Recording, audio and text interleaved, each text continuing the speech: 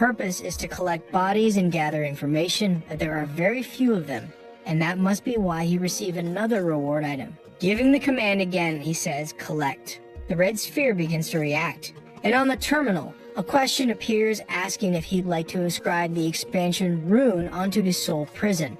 Then Dae Sung gives the collect command and the two spheres interact, showing that the number of possible souls has increased to 100. The boy continues holding that powerful artifact and squeezes it in his hand, making it disappear. Finally, a message appears saying that the soul prison has been collected. He says the purpose of coming there was achieved and wonders where he should go now.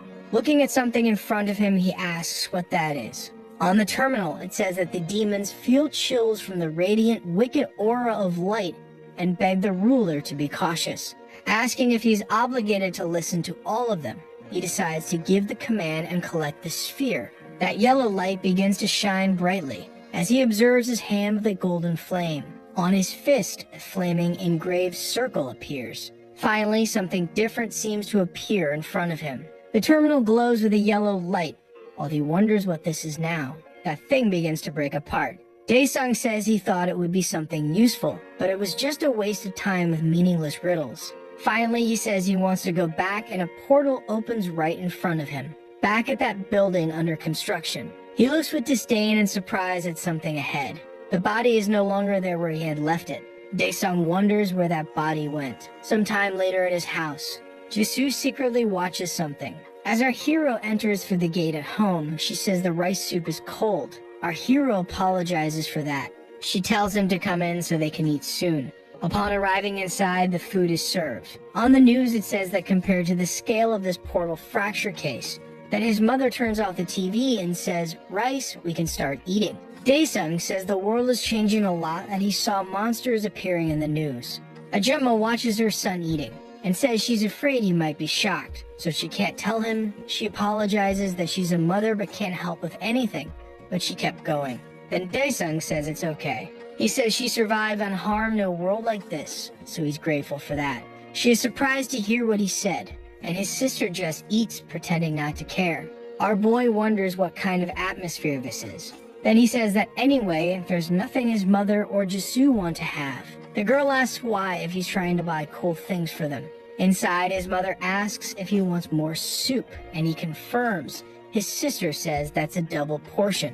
Elsewhere in the Soul Clan, someone asks what's going on, and another person says they were heading to the underground, and if it's because of the licensing exam. On the other end of the phone, someone says it's similar to training in the mountain cave, and Chano says not at all, and asks if he really wants to go back there. Dae Sung says he found a bug, but it disappeared in the blink of an eye, and on the other end, his friend asks what he means by bug. And our hero thinks that the body vanished completely, without leaving any trace. But he says that anyway, while he's away, he wants his friend to take care of his family, and Chano says yes.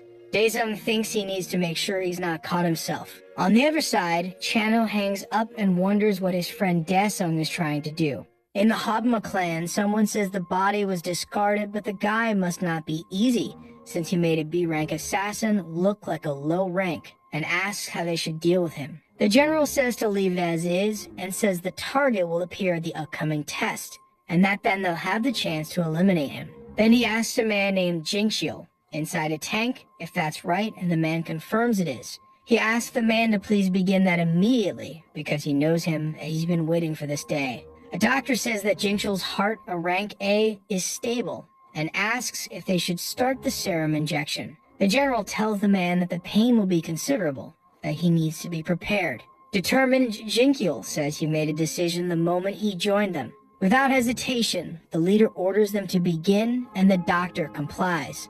Then says he will start injecting the serum while pressing a button. The machines begin to operate, and that substance starts entering Jinxiel's veins, and the computer says the injection is at 20% and his heart is stable. Inside the tank, the man struggles to endure the pain as the injection level reaches 40%. Suffering, Jinxiel fights to endure and says, "Great." The injection reaches 50%, and the computer shows the man's data. Alarmed, the doctor tells his boss they've exceeded the normal range. But without hesitation, he orders them to continue.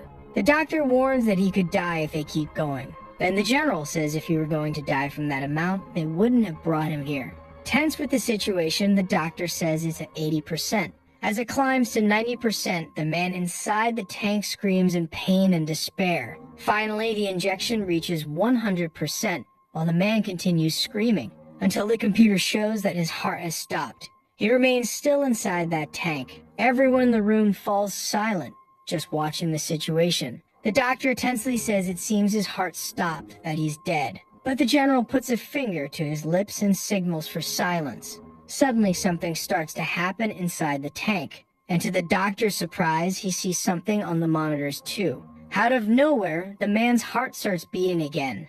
That doctor seems to not understand it. Jingchul's eyes open inside the tank, while the doctor says it can't be. With a punch, he breaks through the thick glass wall, and comes out of that device on his own. Now outside, he lets out a scream, while his boss looks quite pleased with it. Jingchul stands there in the middle of the room, full of energy pouring out of him, while the general says he almost disappointed him, but tells him he did a good job, and that he's looking ahead about 10 days into the future. Meanwhile, our hero receives a message from his friend, asking if he's only been using the association's test weapons and armor. Dae Sung thinks that if the equipment's performance is bad, he can endure it physically, but before anything else, there's something he needs to check.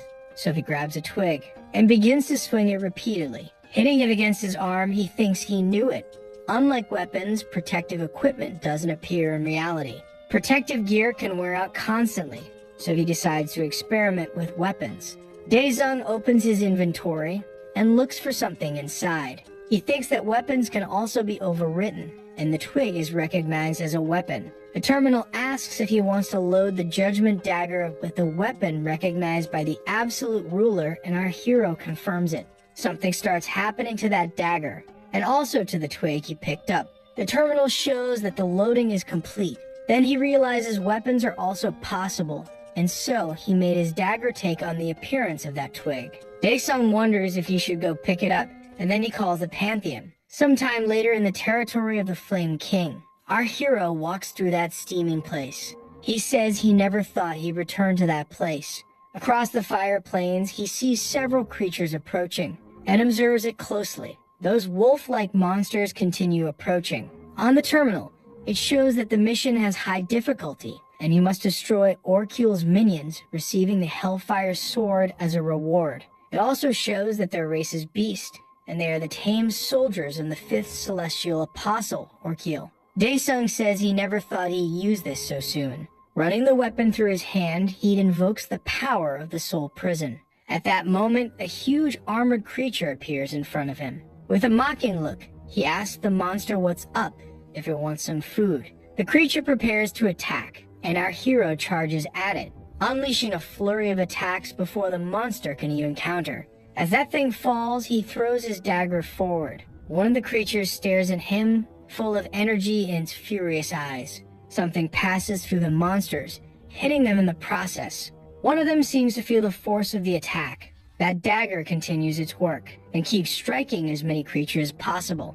On the terminal, it shows that 33 soldiers were absorbed, until the weapon returns to its owner, and Dae Sung observes the battlefield. Then he gives the command to summon the fallen soldiers, but his opponents charge ahead without concern. When suddenly a shadowy hand appears, grabbing one of their faces. One of those soldiers emerges under our hero's command, while others begin to appear, and clenching his hand, he crushes the creature's head. The other monsters seem to get even more enraged.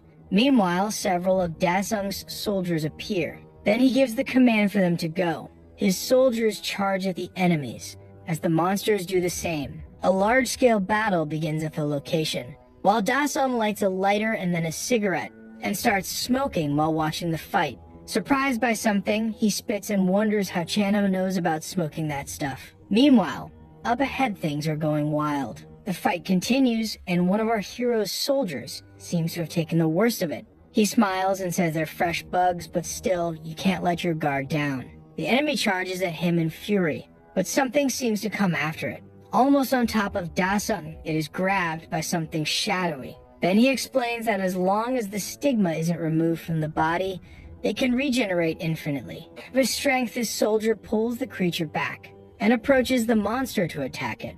Dae Sung says the undead don't feel fear and don't hesitate at death. On the terminal, it shows he obtained 12 soul stones out of a total of 1,000. Dae Sung says it's not working. If he leaves everything to them, he might have to fight all night. And the implementation of this mission is at 50%. Maybe it needs one or more unfinished missions. He strikes the ground forcefully, gaining momentum. Then he soars into the sky with overwhelming power, thinking that it's not even hard to eliminate thousands of those guys in 2 hours. He reaches a height where he can see that army below as if they were ants. Looking down like a superior being, he thinks the main part is, that would be pretty cool. Then he flies down toward them like a meteor, getting closer and closer to the creatures. He continues approaching at high speed, until he's almost face to face with one of them, arriving in the middle of that army like a shining comet. Finally, he hits the ground with all that accumulated power. The creatures look at it furiously as a white light fills the entire area.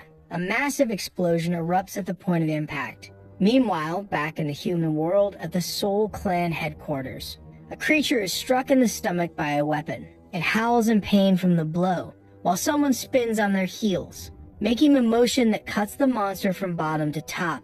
On a terminal, it shows that all designated targets have been eliminated. That creature begins to vanish, while the woman poses with her sword. This is Shin Cho-young from the Soul Clan. The wound on her cheek also seems to begin disappearing. On the terminal, it says she is exiting the hunting simulation and thanks her for her efforts. A man in a suit asks the captain how she can enjoy this. He is the head of the Soul Clan's department, while the clan leader, Hwang Jun, says that it's not bad. He explains that she tends to get nervous during battles and ends up acting without thinking, so it's good to train that part since there are still 10 days to go. He says they should increase the intensity of training by 2 levels, and if they want to surpass the Mad Dogs, they first need to surpass themselves. Then the department guy asks if he's referring to Jung Jin, the leader of the Hogma clan, as a Mad Dog. The leader says yes, that no one would probably beat Shincho's score in this test if not for him, and Shin is rank B, while Jung Jin is rank A. Jung, irritated, says no, that it's more about what the Hogma clan is doing. The man says come on, you could do that again, and asks if he wasn't banned from entering the rookie test for a year because of that incident. Then the chief says that's why they've gotten dirtier, and that they're unprepared to fill the gap this year. His subordinate says that in the end, Shincho and Jung Jin are doing the first part of the test, and that this will be a stage for those two. Interested, the chief agrees. Unless there's another monster out there. On the terminal, it says that the demons of Pandemonium respect the extraordinary abilities of the absolute ruler, that they are grateful and delighted, giving a thumbs up. Finally, that terminal shows that only 1 soul stone is left. Dae Sung wonders if there's an option to mute this while continuing to smoke his cigarette. That still living creature groans beneath him. It watches him with fear and anger, while our hero strikes it, telling it to shut up while he smokes his cigarette. On top of a pile of monsters, he tells it to stay quiet. On the terminal, it shows that he completed the cleanup, and the mission is complete, receiving conquest points and 50% implementation of the Hellfire Sword. From those dead creatures, spheres of energy start emerging. From nearly all the creatures, the same thing happens, all moving toward our boy, condensing into a single energy orb. On the terminal, it says to offer the soul orb at the altar. And Dae Sung wonders about the altar, thinking he's never seen anything that looked like one. He reaches out toward the energy orb. He thinks, don't tell me I'll have to go through the trouble of searching for this thing. Suddenly, a structure appears on the ground. It looks like the altar is forming. From afar, Dae Sung sees that huge thing appearing out of nowhere. He's surprised, saying that looks kinder than he imagined. On the terminal, it shows that the creatures of Pandemonium shake their heads at the words of the absolute ruler. Then our hero throws the rest of his cigarette onto the pile of monsters. On the terminal, it says the second mission begins. He must offer the soul stone at the altar, and shows qualifications to the Snake Guardian. Arriving there, he places the stone in the altar's container. Then that stone begins to react. The spheres atop the columns emit the same type of energy, when suddenly something gigantic appears in front of him. Dae Sung simply watches it silently, when a giant serpent appears, staring at him. It fixes its gaze on our hero, and Dae Sung returns that gaze. On the terminal, it says the Guardian is the snake favored by Orkiel, the fifth celestial apostle, and you must answer her question to qualify and claim the celestial item. Surprised by the situation, Dae Sung says, "What?" He says everything was going fine, and now there are these questions and answers. Says they're trying all sorts of weird things. Dae Sung tells the snake to ask its question, and that he'll give his special answer. Finally, the beast begins to speak, but in a language the boy doesn't understand. Incredulous and irritated, he asks if she's joking with him. Suddenly something flies and hits one of the snake's eyes. The serpent screams from the attack. Dae Sung asks how she dares try to sell him drugs. On a terminal, it shows that blood naturalization has been activated. It will consume his life over time and increase his attributes by 300%. With a hand movement, our hero acts again, and his weapon strikes the creature's other eye. The dagger finally returns to our hero's hand. Determined, he charges at the creature. He jumps up to her head's height. As he attacks the beast, he says they treated him so kindly, so maybe he's coming off as soft. He adds that they should use whatever they've got, calling them evil bastards. Dae Sung keeps attacking non-stop. With fury in his eyes, he yells, "Snake." And atop her head, he strikes her repeatedly. The beast rides as she's attacked, when suddenly she begins to swell. And in the next moment, her head simply bursts. Our hero lands on the ground after that, with the snake's remains flying in all directions. He says this smells like fish. Then something catches his attention, and he says it was a pretty obvious pattern for dealing with guys like them, and that he's not surprised. Where the creature's head was, something begins to happen, and a new head starts to form in place of the previous one. He thinks if that flame is what he thinks it is. In a moment, that enormous serpent is whole again before him, and now angrier than ever. Our hero says that won't work with such an obvious pattern.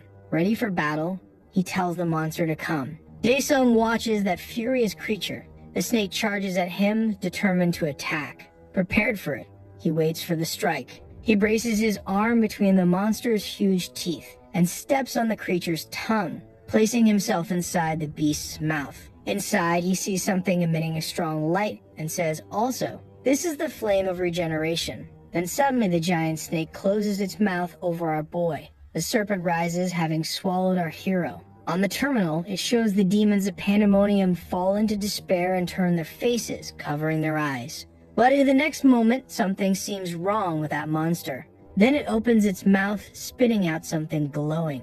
From inside, our hero leaps out, landing safely on the ground. He braces something heavy, breaking the ground, and rises, wielding that enormous sword. On the terminal, it shows he obtained the Hellfire Sword, and since the implementation is at 50%, it won't function normally. Some skills will be sealed. He says 50% is enough to deal with this creature. Now it won't be able to use the flame of regeneration. The furious serpent charges again at our hero, and Dae Sung prepares with his new sword. Determined, he says this is too much, and raises his weapon full of power, striking the monster mercilessly with a precise attack. The sword opens a hole in the creature. His attack is extremely powerful, and it was enough to split that thing into two halves. Our hero watches the result of his strike, and on the terminal, it shows he completed the mission, gained the serpent's blood, 20,000 conquest points, and 100% implementation of the Hellfire Sword.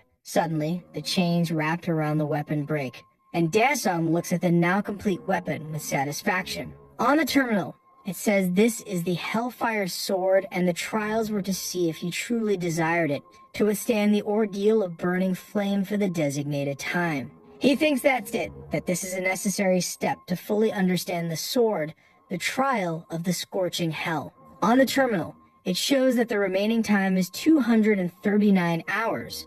The trial won't take his life, but the pain will persist. Dae Sung knows you must endure the burning pain for another 240 hours. That's 10 days. As everything is engulfed in fire, he thinks. But he knows he doesn't need to go through this trial. Then he asks, have you become a dog that no longer recognizes its master? Flame King. On the terminal, it shows the remaining time is 239 hours and 54 minutes. And that when he says something, it should remove that countdown from in front of him before he cuts it to pieces and burns it to ashes. So the terminal shows that the remaining time is now 0. That fire starts to fade and someone calls out to their lord. They ask for forgiveness for not realizing who he was until now after hearing his voice. Dae Sung says it's okay, it's been a long time anyway. King of Flames. A strong light appears through the smoke. He says he made sure not to go to Pandemonium. Pandemonium is the final destination of souls who died in hell. It is a world of endless nothingness, like the depths of a deep, dark sea. The terminal says that demons shed tears that they beat against the walls of darkness and beg the ruler to release them from there. The King of Flames says that since his lord left, he has been waiting for him to strip him from the face of the storms of time. Dae Sung asks if he resents him, and the king replies that no, it's not like that. If it was his choice, he will gladly accept it. He says that the reason he got upset is because of what happened after his lord left him. Our hero seems confused and asks, what? Then he says that one day a foreign and unknown enemy appeared from the edge of the dimension. They took advantage of the moment when the demonic beasts had lost their power due to the vacuum left by the monarch and swept through hell. As if that weren't enough, they sealed the time and space of hell. They banished the demons to Pandemonium. He explains that he just watched as he saw the demons being crushed, and that he had no choice but to be swallowed by a huge white snake. He was stripped of his pride and has spent his time on meaningless things. But fortunately, his lord freed him from that. He adds that with all due respect, he doesn't know why he returned there. Dae Sung replies that he needs his help, and that he'll know the details when the time comes. The King of Flames says he is grateful that his lord is looking for him, and our hero then asks if he knows what that thing is. Then he answers that he doesn't know what it is but feels an unfamiliar energy. Dae Sung asks, unfamiliar energy. The King of Flames explains that it's the same energy he felt coming from the outsiders. And he tells his lord that he doesn't know what that thing is, so he should be careful. But it seems our hero isn't listening to him. He says the system has never screwed him over after working hard, and it's never too late to be cautious once the collecting is done. Then he grabs that thing. A golden terminal appears saying, prior entry here, you have obtained 2 out of 3. He says it seems like he has obtained permission to enter somewhere. The terminal asks if he would like to leave the Pantheon, but he replies no. Dae Sung thinks that so far he has only left the Pantheon and returned to reality. Then the terminal asks if he would like to leave this area and return to the Pantheon, and he thinks he still has items to obtain besides that sword. He gives the command to return to the Pantheon. Back in the human world, someone says the video of the massacre is getting wild, and another person says it was inevitable, it wasn't a joke. They ask if the manager saw it too, and he replies of course he did. Chan-ho thinks he really can't say that he's his friend. That would be embarrassing. A man approaches and asks if he can see team leader Sung Chan for a second. Chan-ho asks what brings the director there. Then he says they should take a break and have a smoke. Sometime later on the terrace of that building, the director says he didn't mention he was on site at the time and asks if he found anything. Chan-ho, tense, thinks about what he expects him to say. At the moment to say Da Sung is his friend, he would beg to make him join by any means necessary. Then he finally says that if he had anything he would have reported it, and the director asks if that's it then. What a shame, he says, if he had, he could have made him join the clan. Chan-ho thinks he'll just keep pretending and says he's right, it's only been 7 days since the license test, and asks how Shincho did. The director then becomes thoughtful, and the young man asks if something is wrong. Finally, he says no, he's just worried that she's pushing herself too hard. Meanwhile, in a forest with 7 days left until the day of the test, Shin pushes herself in training. A voice says there are 10 minutes left until the end of the simulation program, and that there are still 10 targets remaining as a stone slab suddenly appears on the spot. Cho quickly rushes toward it and strikes it with her sword, slicing through it, leaving behind only the 2 cut halves. In the next moment, several more appear. One appears behind the girl, and it opens to reveal a monster inside. The creature emerges from the stone box and charges forward with surprising speed. To the girl's surprise, she prepares to face the monster coming toward her. But suddenly, without her noticing, another creature bites her on the shoulder. Meanwhile, the monster keeps approaching from the front. The creature quickly closes in on her face, until a voice says that's enough, catching her by surprise. A voice says that the training program has ended. She looks back, irritated, looking for whoever did that. and the chief is behind the glass, watching her. Speaking seriously, he tells her to come up because they need to talk. Frustrated, she says she could have easily kept going from inside the medical lab. The man says she's overreacting and asks if she doesn't think so. Shin replies, "Achieve what you want, even if you overdo it," and asks if that's not what he always tells her. She defends herself, saying she was talking about physical overtraining, that she doesn't overtrain her mental strength either. She adds that she knows her own body. The director asks if she knows it better than the artificial intelligence system, and pointing at a screen, he asks if she's seeing that. The left side is the normal range of mental data, while the next is the mental data measured by the eye. Shin keeps watching without saying anything. Then he asks what is this psychological compulsion identified by the AI that is holding her back. Without looking at the director, the girl says she needs to be in the top 5. He asks top 5 and whether she's trying to increase her rank. Then the girl confirms yes. She explains that once she becomes rank A, she'll be allowed to access many more portals, payment and reputation will grow. But Shin interrupts and says she's not in this for the money or the fame while crushing her bottle. She bites her lip and says "I" and finishes by saying she wants to kill every monster left in this world. With 5 days left before the license test, someone opens a door. It's the general of the Hanma clan. He walks silently through the area until he reaches a large metal door. He waits there for a moment, then places his finger to get permission to open the door. That door opens quickly in front of him. Holding his nose, he says he didn't think he'd endure so well in a place like that. He explains that they can change the quarantine facility, especially the ventilation system. The lights in a place react to some kind of energy, and the man says they can include the lighting. He asks the guy if that's right. Inside, someone is voraciously feeding on a carcass. Then the general calls his name Jinkyo. He says he sees that he's doing well, and it looks like he's enjoying the food too. Tells him to eat and rest so that the medications work properly, because he will be the main character in the upcoming license test. With 3 days left until the exam, the terminal shows that he made progress in completion, finishing the mission, and the achievement is complete. In a frozen place, our hero observes it while holding his sword.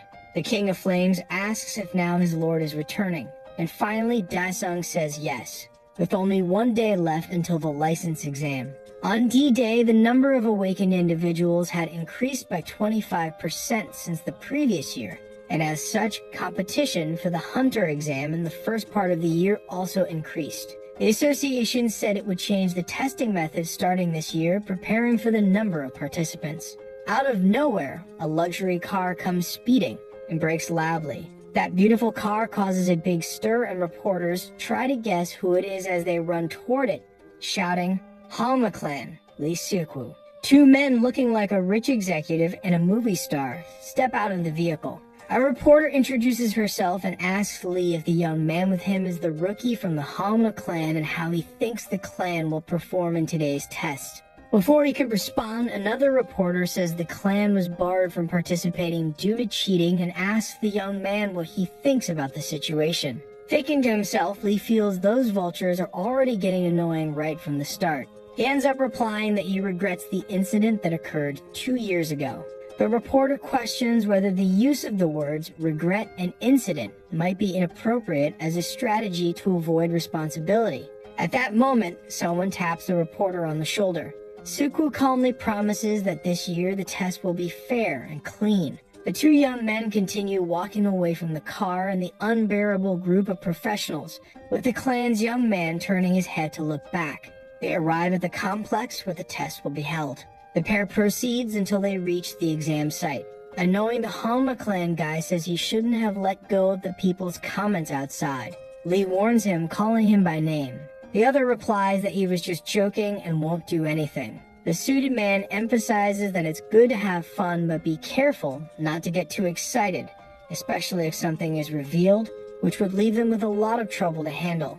A man approaches from behind them saying he's curious about what would land them in hot water, and his sudden arrival startles them. Seok-woo glances slightly back to see who appeared so stealthily. The imposing figure is Captain Hwang Junyang, and it had been a long time since the 3 of them last met.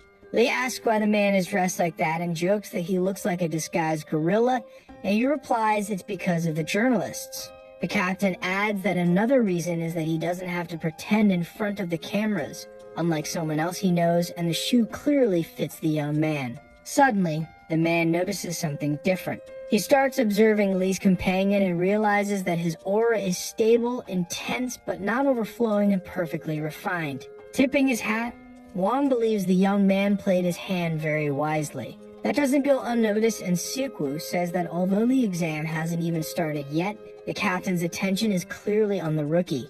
Jumyeon apologizes for his attitude but explains his concern that he might have to report the young rookie again like 2 years ago and hopes it won't happen again. Coldly, the suited man replies affirmatively. And finally, the two young men turn their backs and continue on their way while the third one watches them. Clearly irritated, Jin notices that the old man is still staring straight at him and asks his companion if that guy has a problem. With all the calm in the world, Lee says he understands how the other feels, but emphasizes that the old man is not their target. To know the right target, we have to find him, says the young man. Next, a woman passes by them while using her cell phone, going in the opposite direction. Keel observes her closely and even his expression changes. Suko explains that she is Shin Choyang, a strong member of the Soul Clan, and his companion completely ignores that and thinks it would be easy to defeat her. The suited man emphasizes that it doesn't matter if she is strong or weak. What matters here is that the clan and the old man put effort together. However, instead of being discouraged, the rookie shows strong excitement, and then says that the woman would be fun to break. From afar, Huang senses a disturbance in the force and wonders what kind of trick the suited man is planning this time, but no matter what it is, the young woman won't fall for it. Suddenly, something quickly catches the captain's attention. Calmly, our hero also arrives at the complex and is walking down the same hallway, exuding intense power. Junyoung is deeply unsettled by the young man's arrival. The man keeps looking back even as the other walks past him, almost as if he's paralyzed. Shin, who is now standing in front of the old man, starts calling him while Dae Sung walks away. The woman calls him once more, but the hypnotic effect of the boy still holds the man. Clearly shaken, Huang finally starts speaking, but without taking his eyes off the boy, and asks the girl to be careful. She finds this sudden request strange. She assumes the boss is talking about the Hama team boys and tries to reassure him that she won't let her guard down.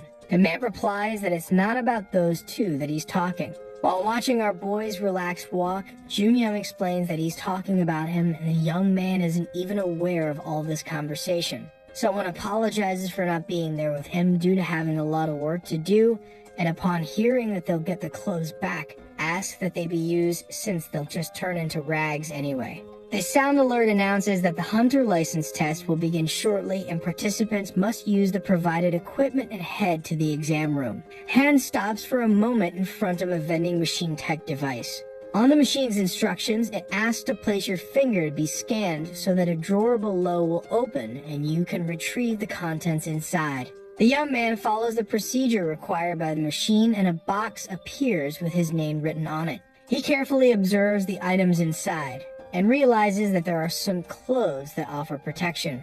Meanwhile, in the exam room, the participants are gathered in front of the room waiting for the test to begin, and someone says they're finally going to take the exam. An older man, feeling fulfilled, wears his special outfit while feeling it was worth all the complaining to get there and rise above those who try to ridicule him.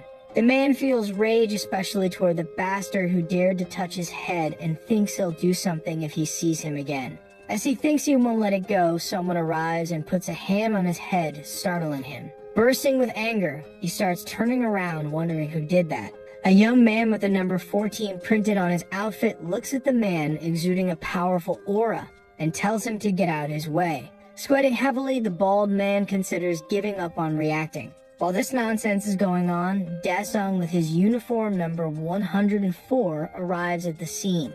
Our hero observes the man in a defeated posture, leaning with his head against the wall. Excited, the young man activates his own aura and says, "Let the games begin." Meanwhile, in the license exam building, Sho waits along with the others for the start. The young man from the Hagma clan seems a bit impatient, and our hero remains deep in thought about everything. There's a good number of people gathered there. The lights of that huge place gradually turn on until it's brightly lit. Circles of energy appear in front of everyone. They are impressed, wondering what that is, when suddenly, the sound of someone testing a microphone fills the room. A man introduces himself as the supervisor and says it's a pleasure to meet all the ladies and gentlemen, wishes everyone luck, and will get straight to the point. The gate prepared by the organizers this time consists of 3 floors, each gate giving access to a different environment with different objectives. One of the men asks what's this about 3 floors, and another says it's the first time he's seen the number of floors divided by portals.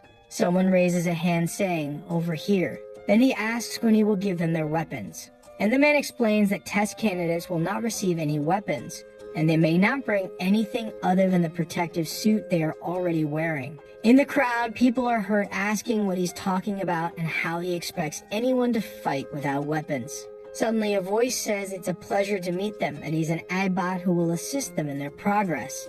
He explains that the theme of this test will be adaptation. He asks how well they can demonstrate their natural talents, even if freezing night cold or a scorching tropical night. He says that the hunter's aura is what matters. In other words, the strength of their bodies, and they must demonstrate their abilities to adapt and fight. And if there are no more questions, he will open the gate. An energy gate appears behind all of them, and quickly evolves into a more solid passageway. The supervisor shouts that everyone must now enter the gate behind them and wishes all participants good luck. On the first floor of the gate in the tropical forest, people are walking through, suffering from the heat. They wonder what this is, that it's hard to breathe. An outraged man curses the situation, saying they'll have to dry off if he does this before the exam. Through a screen, someone watches several of the candidates. From a large broadcast room, some men observe the test on the big screens. One man says the standard of the candidates taking the test is low, and another asks if the test is too hard, wondering if they'll all fail. One of the operators says he doesn't think so, and as expected, the rookies sent by the Soul Clan have courage. On the screen, the girl begins to say later. She thinks she needs to clear her mind as soon as possible to use the least amount of energy. The clan director thinks that their show is really good. Back in the control room, they comment that it looks like the Hobma clan also prepared well this time. Jim is impressed and thinks that this is really crazy. The clan general hears someone say that the Hobma clan prepared well this